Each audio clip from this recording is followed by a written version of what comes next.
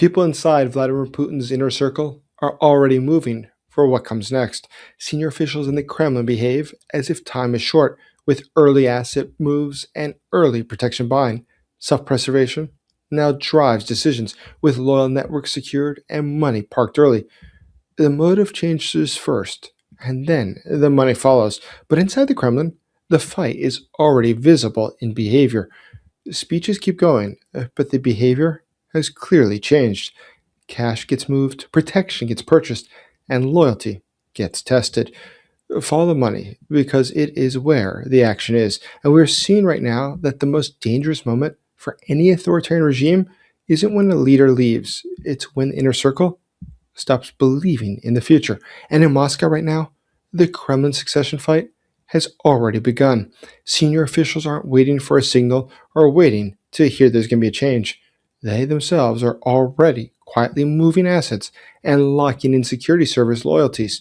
They know that there are no rules right now. And when the rules of power are unwritten, the first one to move wins. And this is how the post-Putin power map is being drawn up today, behind closed doors and in total silence. I am Dr. Jason Smart. I'm a national security advisor and a Kiev Post special correspondent. For Russia, we are watching as strikes are punishing their military. We're seeing that the sanctions are draining their economy. But taking away that money also means that the elites are left fighting for shrinking resources. And though the Kremlin tries to behave that all is fine, that there's no stress at all, we know that's not the case. Loyalties are being tested. And that's why today the Kremlin is scrambling to keep things moving, to make it look like everything is fine. So be on top of helping us break the Kremlin's falsehoods and to break into the mainstream media. Subscribe now. Help us reach our goal of 275,000 people who support Ukraine. And if you have YouTube's new rolling out the hypes, please, you get 3 of them for free. Give one, use one for this video. Subscribing, hyping, tell the algorithm that you want serious analysis, not low information noise. And if you want to support this on a ground level, please consider becoming a channel member today. So a Kremlin succession cycle, which is currently going, has begun. And one of the first steps in that is when the elites stop trusting rules and start trusting only cash. If you want to know when a regime is in trouble, don't look at the speeches. Pay attention to the shadow budget. And right now, billions are flowing through Russia's secret finance networks, bypassing official oversight to fund a private power struggle. And this isn't just about the war. It's about succession insurance. When the Kremlin elites start moving their own exit capital into shadow accounts, it means they no longer trust the system can protect them. And the economic fracturing of the Kremlin is clearly taking place. We're watching right now as the elites are using the levers of the law to crush their opponents. We are seeing how contracts are being divvied up as loyalty tests. And right now this is all happening in private rooms, far from the public eye. But cash moves first because movement is quiet and it's fast. And when the elites move money into the dark, that means they stopped waiting and they've started grabbing. They realize that time is short. And there's a reason time is short. Look at January 2026. Oil and gas revenues fell to about $5.1 billion. That's the lowest since July 2020. Keep in mind, July 2020 was the pandemic era. So there's another factor though as well. And that's the fact that today, Urals is being sold at around $24 per barrel. That's the major type of oil that Russia has. But right now, it's selling it at a massive discount. Now, neither here nor there. Today, Russia is making money off of oil and gas, over $1 billion a week, in fact. But that's not enough for everyone. Russia needs to pay for their entire country with that. But more importantly, for Vladimir Putin, like any dictator, this has to cover the cost of the oligarchy. This has to cover the cost of the elites. This has to keep people on his side. Loyalty in Russia does not come for free. It does not come for ideology. It comes for cash. And today, Vladimir Putin has a lot less of it to dole out. But that's why we see something else happening that's highly unusual. Today we are watching Russia's biggest property redistribution since the 1990s. In fact, the Prosecutor General's office claims to have seized over $54 billion in assets. An incredible figure from that, though, is that about $28 billion came from Forbes listed billionaires. So today they are taking all the money they can. Anything that's not nailed down can become somebody else's. And the reason is simple: there is less money to steal from the state. And so now they must steal from each other. But there's another factor here that's incredibly important. Some might ask, if it is also bad in Russia, if the economy is doing terribly, why do they continue this war? Why don't they just stop it? We have to understand that the war continuing, it protects some of the elites because it makes sure that there will not be accountability. It also keeps the society mobilized and busy, and it makes sure that the information will be controlled. But the war continuation also keeps budget flows and emergency contracts alive, and that funds patronage. That buys loyalty. And all of this happens as pressure is raising for the Russians. Which reminds me, there's a way that you can add to the Kremlin's problems. Check out the first pinned comment below with a question of the day, and right next to it, a video that you should check out so you understand how bad the Kremlin situation is. But right below that, you'll see how you too can help the Ukrainian soldiers get life-saving drones and other equipment to win. We saw just earlier this month that India's Coast Guard seized 3 Russian tankers off of Mumbai. Now, this is something that will obviously affect the ship owners. This will increase the cost of the oil, which in which case means that the Russians are going to lose more money. But all these increases of cost, Russia still makes a buck. But it's not enough to keep everyone happy. And that's why inside of Moscow, the people there are watching carefully what will happen next. And there are a few names that keep coming up as to who will likely take Putin's seat. That includes people like Alexei Dyumin. He's, of course, very important. He's not a politician, he's definitely more of an enforcer, but he comes from Vladimir Putin's personal security circle. In fact, Vladimir Putin at one point appointed him to be the governor of Tula, but his power base is in the state council, where he is.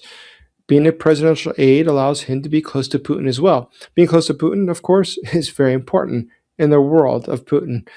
But someone who's even more competitive, and I think more likely to get the job, is Dmitry Patrushev. Now, Patrushev is there for one reason alone, and it's not because he's the deputy prime minister. It's not because he was the minister of agriculture, or that his current lover is the current minister of agriculture, and that together they're raiding the bank there for money in order to fund their lifestyle. It's not for any of those reasons. It's because his father, Nikolai Patrushev, ran the Security Council of Russia for years.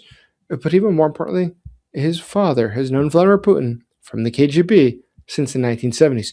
When you have that sort of relationship with Vladimir Putin, you're allowed special access. But you're someone that Vladimir Putin trusts. He knows you. In fact, he probably knows Dmitry since Dmitry was born. But another character that comes up a lot is Boris Kovalchuk. Now, what's so interesting about him is that he's in charge of the accounts chamber. That means that he has oversight of budgets and outlays, where the government's money goes, which also means that he can launch investigations. He can freeze budgets. So with someone like him nearby, he's paying very close attention to who's getting what money.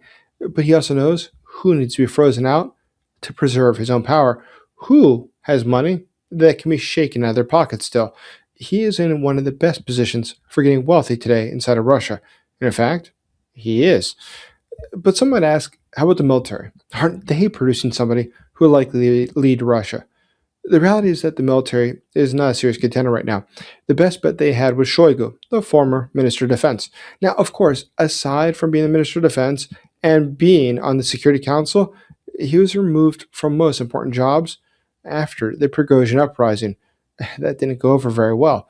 But it's also because, let's face it, Russia was already many months into the 3-day special military operation, losing hundreds of thousands of soldiers, and Shoigu, who did not come from a military background, had no idea what to do. That sort of discredited him before the rest of the country. So he's to the side. But of the 3 major names that we've discussed, they all have a shot at it. And a lot of things will depend on how what we're seeing right now with the tightening of budgets plays out. The more resources that Oligarch has, it's not just because they like to count their money. You might ask, why did somebody have $15 billion, but they want $17 billion? It's very simple. That's ammunition. It's a war chest. They all understand that one day, when Putin is no longer around to be the referee, that there will be a fight for power. There'll be a fight for money. There'll be a fight for who owns what industries. And the only way to win that fight is being able to outspend your opponent. And not just on the legal cost, but hiring your own soldiers. That's what they're preparing for. In fact, they have private military companies, many of these oligarchs, to protect their assets. once Putin leaves power. So the situation in Russia is pretty grave. It's not light, but there is a specific type of silence that we're seeing right now. And it's a silence that happens in the Kremlin right before a major shift. We are seeing it at this moment. The Russian elite are no longer behaving like a unified front. They are positioning, they are jockeying, they're consolidating, and they're preparing for succession scenarios that don't include the current status quo. And in a system built on one man, the moment the inner circle begins to hedge their bets, the system has already changed. This is the power struggle that will define the next decade of global security. But what's incredible about it is that side of Russia today, with the leadership, knowing how bad the situation is, knowing how difficult it is, they're behaving just the way they are. Remember, the war in Ukraine was never about Ukraine. It's because of domestic reasons inside of Russia.